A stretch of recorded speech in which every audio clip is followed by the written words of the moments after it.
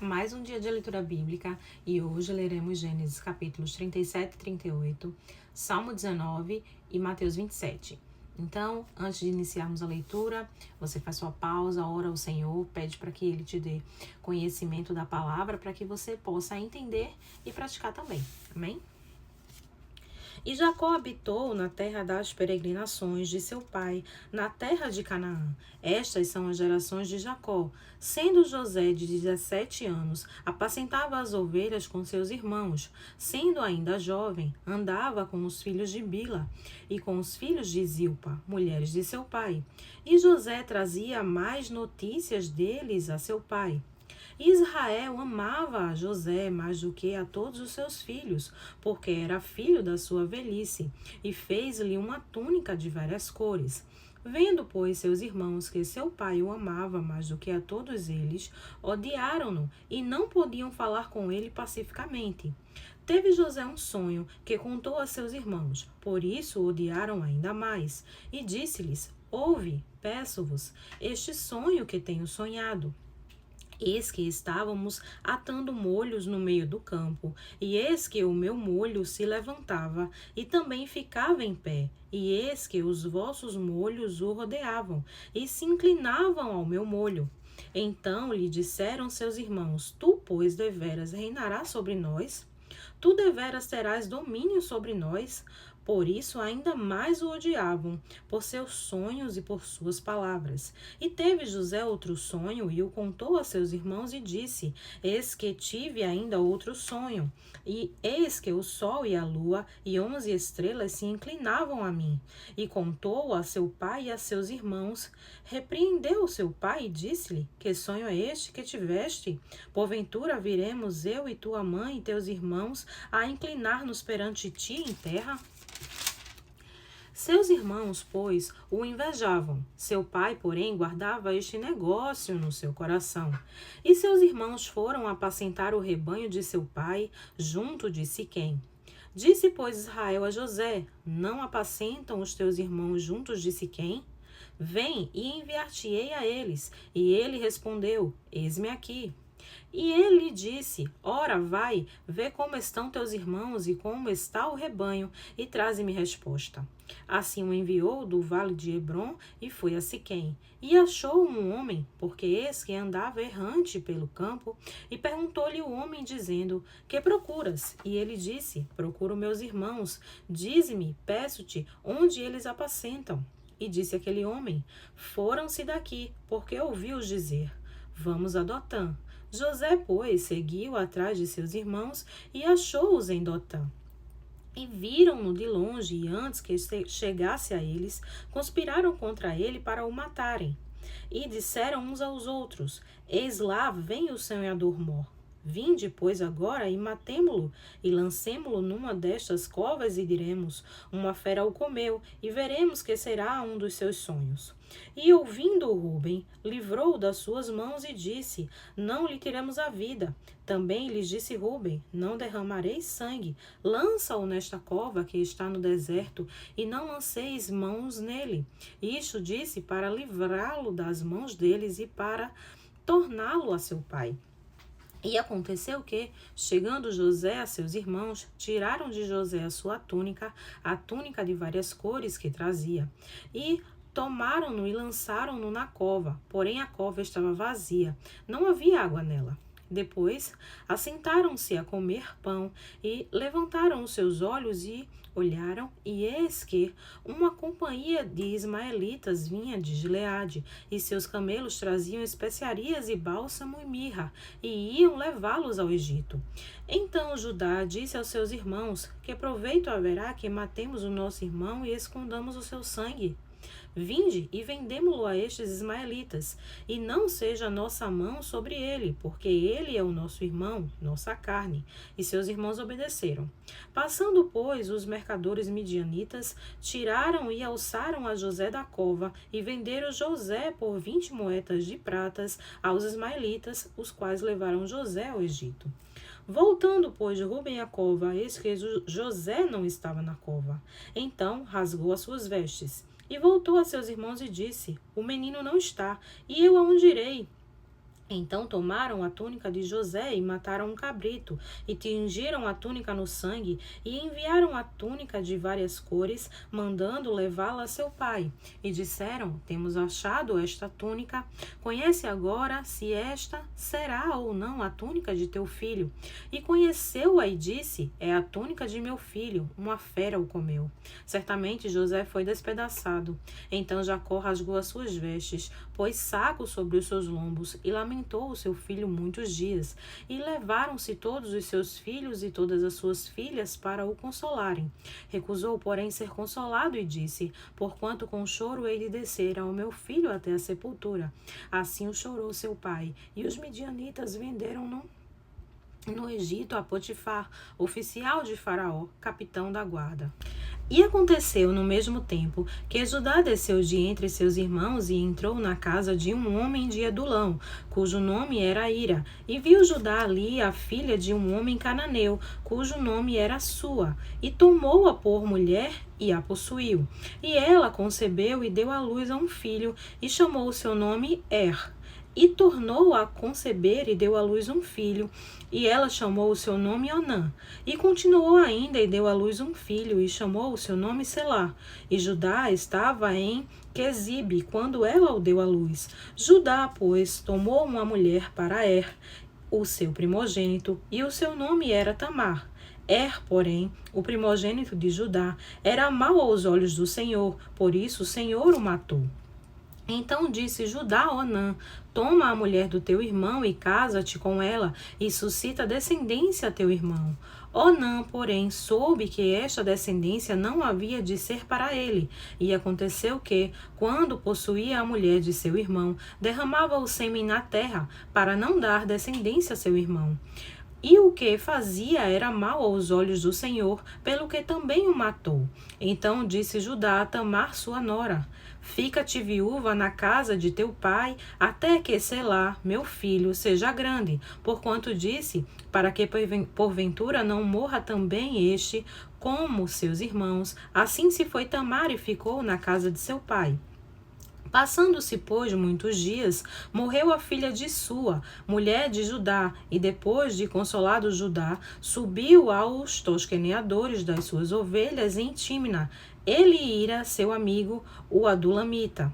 E deram aviso a Tamar, dizendo: Eis que o teu sogro sobe a Tímina, a tosquear as suas ovelhas. Então ela tirou de sobre si os vestidos da sua viuvez e cobriu-se com um véu, e envolveu-se e assentou-se à entrada das duas fontes que estão no caminho de Tímina, porque via que Selá já era grande, e ela não lhe fora dada por mulher. E vendo-a Judá, teve-a por uma prostituta, porque ela tinha coberto o seu rosto. E dirigiu-se a ela no caminho e disse: Vem, peço-te, deixa-me possuir-te, porquanto não sabia que era sua nora. E ela disse: Que darás para que possuas a mim? E ele disse: Eu te enviarei um cabrito do rebanho. E ela disse: Dar-me-ás penhor até que o envieis? Então ele disse: Que penhor que te darei? E ela disse: O teu selo e o teu cordão e o teu cajado que está em tua mão. O que ele lhe deu e possuiu-a, e ela concebeu dele. E ela se levantou e se foi e tirou de sobre si o seu véu e vestiu os vestidos da sua viuvez. E Judá enviou o cabrito por mão do seu amigo, o Adulamita, para tomar o penhor da mão da mulher, porém não o achou.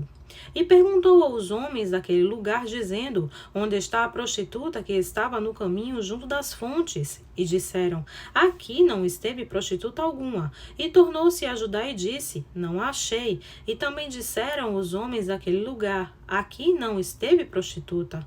Então disse Judá: Deixa-a ficar com o penhor, para que porventura não caiamos em desprezo. Eis que tenho enviado este cabrito, mas tu não a achaste. E aconteceu que, quase 3 meses depois, deram aviso a Judá, dizendo: Tamar, tua nora, adulterou, e eis que está grávida do adultério. Então disse Judá: tirai-a fora para que seja queimada. E tirando-a fora, ela mandou dizer a seu sogro: do homem de quem são estas coisas eu concebi. E ela disse mais: conhece, peço-te, de quem é este selo, e este cordão e este cajado. E conheceu Judá e disse: mais justa é ela do que eu, porquanto não a tenho dado a selar meu filho. E nunca mais a conheceu.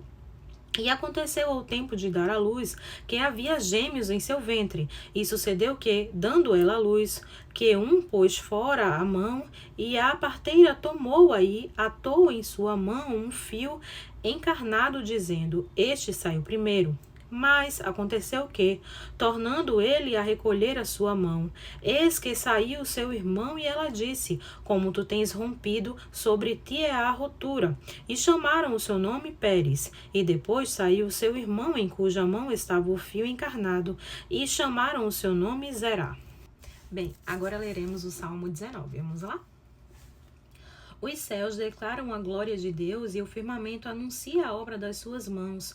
Um dia faz declaração a outro dia, e uma noite mostra sabedoria a outra noite. Não há linguagem nem fala onde não se ouça a sua voz. A sua linha se estende por toda a terra, e as suas palavras até o fim do mundo. Neles pôs uma tenda para o sol, o qual é como um noivo que sai do seu tálamo e se alegra com um herói a correr o seu caminho. A sua saída é desde uma extremidade dos céus e o seu curso até a outra extremidade, e nada se esconde ao seu calor. A lei do Senhor é perfeita e refrigera a alma. O testemunho do Senhor é fiel e dá sabedoria aos simples. Os preceitos do Senhor são retos e alegram o coração. O mandamento do Senhor é puro e ilumina os olhos. O temor do Senhor é limpo e permanece eternamente. Os juízos do Senhor são verdadeiros e justos juntamente, mais desejáveis são do que o ouro, sim, do que muito ouro fino, e mais doces do que o mel e o licor dos favos. Também por eles é admoestado o teu servo, e em os guardar há grande recompensa. Quem pode entender os seus erros? Purifica-me tu dos que me são ocultos, também da soberba guarda o teu servo, para que não se assenhoreie de mim. Então serei sincero e ficarei limpo de grande transgressão. Sejam agradáveis as palavras da minha boca e a meditação do meu coração perante a tua face, Senhor, rocha minha e redentor meu. Agora leremos Mateus capítulo 27. Amém? E, chegando amanhã, todos os principais sacerdotes e os anciãos do povo formavam juntamente conselho contra Jesus para o matarem, e, amarrando, o levaram e entregaram ao presidente Pôncio Pilatos. Então Judas, o que o traíra, vendo que fora condenado, trouxe, arrependido, as 30 moedas de prata aos principais sacerdotes e aos anciãos, dizendo: pequei traindo o sangue inocente. Eles, porém, disseram: que nos importa? Isso é contigo. E ele, atirando para o templo as moedas de prata, retirou-se e foi enforcar-se. E os principais sacerdotes, tomando as moedas de prata, disseram: não é lícito colocá-las no cofre das ofertas, porque são preços de sangue. E, tendo deliberado em conselho, compraram com elas o campo de um oleiro para a sepultura dos estrangeiros. Por isso foi chamado aquele campo, até o dia de hoje, campo de sangue. Então se realizou o que fora anunciado pelo profeta Jeremias, que diz: e tomaram as 30 moedas de prata, o preço daquele que foi avaliado, o qual os filhos de Israel avaliaram, e deram-nas pelo campo do oleiro, segundo o que o Senhor me determinou. E Jesus estava em pé diante do presidente, e o presidente o interrogou, dizendo: és tu o rei dos judeus? E disse-lhe Jesus: tu dizes. E sendo acusado pelos principais sacerdotes e pelos anciões, nada respondeu. Disse-lhe então Pilatos: não ouves quanto testificam contra ti? E nenhuma palavra lhe respondeu, de sorte que o presidente estava muito maravilhado. Ora, por ocasião da festa, costumava o presidente soltar um preso, escolhendo o povo aquele que quisesse. E tinham então um preso bem conhecido, chamado Barrabás. Portanto, estando eles reunidos, disse-lhes Pilatos: Qual quereis que vos solte, Barrabás ou Jesus, chamado Cristo?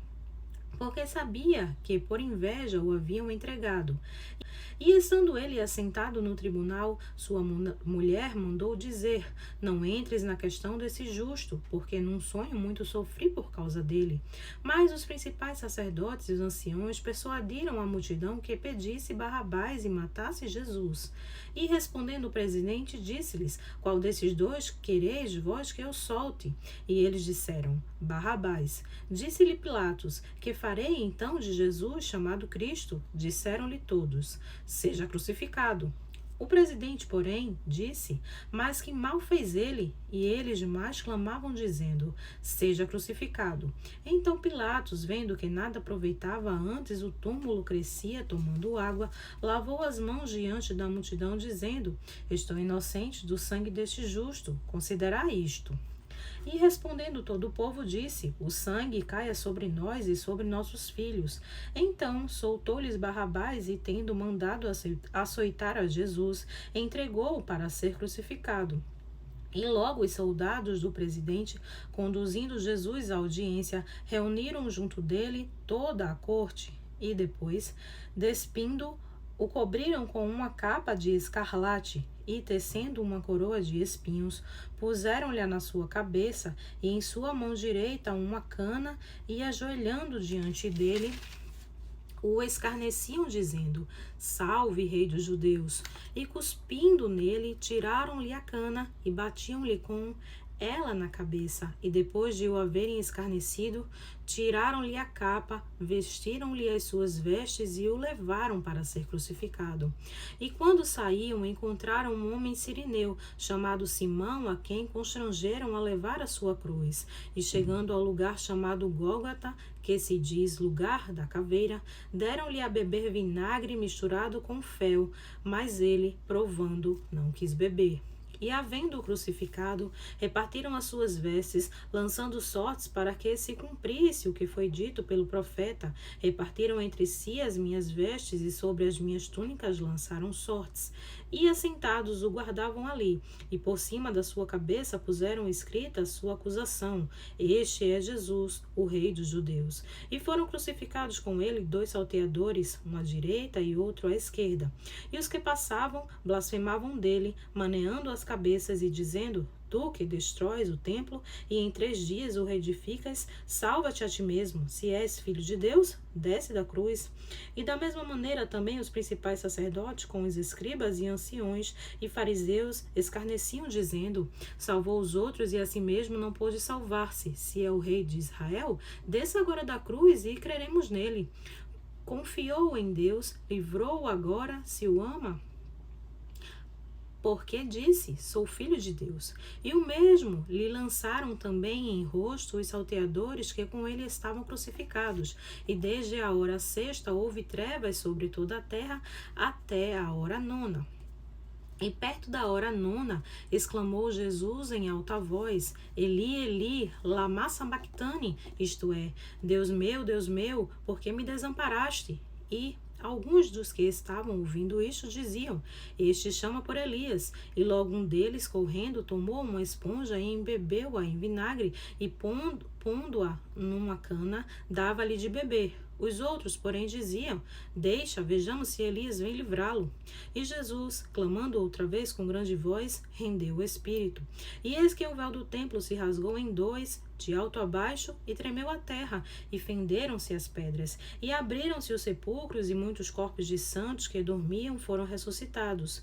E, saindo dos sepulcros depois da ressurreição dele, entraram na cidade santa e apareceram a muitos. E o centurião e os que com ele guardavam a Jesus, vendo o terremoto e as coisas que haviam sucedido, tiveram grande temor, e disseram: Verdadeiramente este era o Filho de Deus. E estavam ali olhando de longe muitas mulheres que tinham seguido Jesus desde a Galileia para o servir, entre as quais estavam Maria Madalena e Maria, mãe de Tiago e de José, e a mãe dos filhos de Zebedeu. E vinda já à tarde, chegou um homem rico de Arimateia, por nome José, que também era discípulo de Jesus. Este Este foi ter com Pilatos e pediu-lhe o corpo de Jesus. Então Pilatos mandou que o corpo lhe fosse dado.